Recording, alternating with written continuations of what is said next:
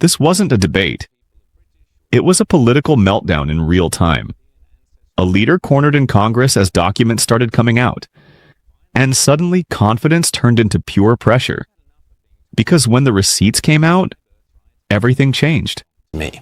I've had enough of watching people whose ancestors did not cultivate this land, did not build this land, did not die for this land, telling me that I am an illegitimate resident of my own country. Respected. You do not have the right to accept my hospitality. You do not have the right to accept my generosity, accept my freedoms, and accept my tolerance, and then turn around and spit in my face, literally or even figuratively. You don't. You really don't. I've had enough of knowing that if I send my children or grandchildren to our schools or universities, they will be indoctrinated with poisonous, toxic, Marxist teachings designed to drive them into despair and to drive them into hatred of their wonderful culture, their heritage, their history, and their birthright. I've had enough of switching on the telly to be harangued and harassed about my background, my upbringing, and my beliefs. I've had enough of being embarrassed to say what I really think about the disappearance of the great Aussie larrikin spirit that once thrived in our suburbs, our supermarkets, at our bus stops and in our servos. A community spirit that relied on no more than a wry comment, a thumbs up, or a knowing wink. I miss G'day Mate, I miss She'll Be Right, I miss Rack Off, I miss She's a Beaut Sort, I miss No Wuckins, I miss Ken Oath, I miss Mrs. Kafoops and her hydrangeas and her iced Vovo bickies. I've had enough of not speaking my mind, of choosing my words ever so carefully, of overthinking the potential meanings, of the potential offence my words might cause to some miserable galah. I've had enough of apologies, I've had enough of sorry. I've had enough of self-flagellating politicians and berating authorities. I've had enough of, you can't do this, and you can't do that, and the council says no to this, and the council says no to that. And I've had enough of, but on the other hand, and I've really had enough of, but you can't say that these days. I've had enough of pretending people who have certain sexual preferences or peccadillos are somehow magically lifted to a higher plane of morality.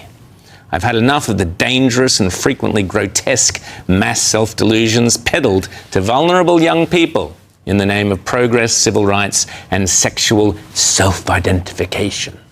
I've had enough of walking into bookshops and then walking out again because the shelves are crammed with turgid, woke drivel you wouldn't line the budgie cage with. What's your take on this debate?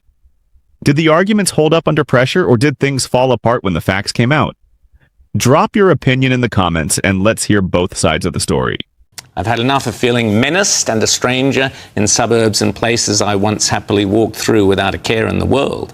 And I've had enough of being told I must respect foreign values and alien practices that I have no time for. I've had enough of hearing lies and reading little placards full of woke BS in every museum and at every art gallery or exhibition I visit. I've had enough of random strangers on airlines, in town halls, and at otherwise enjoyable events force-feeding me a fabricated reverence for a nonsensical historical proposition built on a ritualized and largely invented ceremony. I've had enough of seeing my taxes, my money, squandered on a television and media empire full of loathsome presenters who clearly despise everything I stand for at the ABC. I've had enough of seeing my taxes, my money, squandered on the idiotic cult of climate extremism that is destroying the wealth and prosperity of the poorest people in this land. I've had enough of people pouring into this country from some of the worst places on earth, being housed, being put on welfare, set up for life, all at my expense, your expense, but at the same time, it's nigh on impossible for most people over a certain age from the Anglosphere to have any realistic hope of moving here. Since when did going multi-culti mean giving up the things we loved? Yes, that is what they are now telling us. Free speech? Sorry, you can't have free speech and social cohesion. Sorry, Premier, when did any of us ever agree to that? I've had enough of funding with my money, your money, modern arts and modern artists who gobble up massive grants and then spew out. What we just witnessed here was not a standard political statement. It was an explosive emotional monologue that quickly turned into one of the most divisive cultural speeches you will hear in modern political debate. Because from the very first moment, the tone was not negotiation. It was frustration. A deep sense of anger built around identity, belonging, and the feeling of being unheard in a changing society. As the speech continued, the intensity escalated.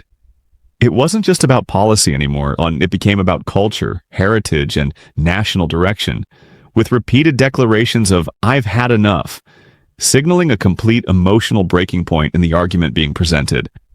But what makes this moment so significant is not just what was said, it's how it was said. The repetition, the emotional buildup, and the direct confrontation style turned this into something closer to a political rallying cry than a structured debate point.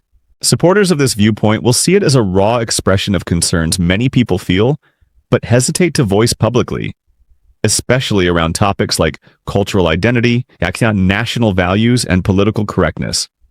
However, critics will argue that this kind of rhetoric risks deepening divisions rather than building solutions, shifting the conversation away from policy discussion and toward emotional confrontation.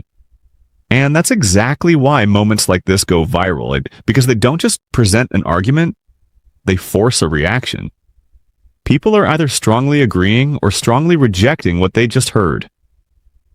The bigger question now isn't just about the speech itself, it's about what it represents in today's political climate. Are we witnessing more people feeling unheard and pushing back louder than ever before? Or are we seeing the cost of increasingly polarized political discourse? One thing is certain, this was not forgotten the moment it ended. It's the kind of moment that continues online, in debates, and in public discussion long after the camera stops rolling.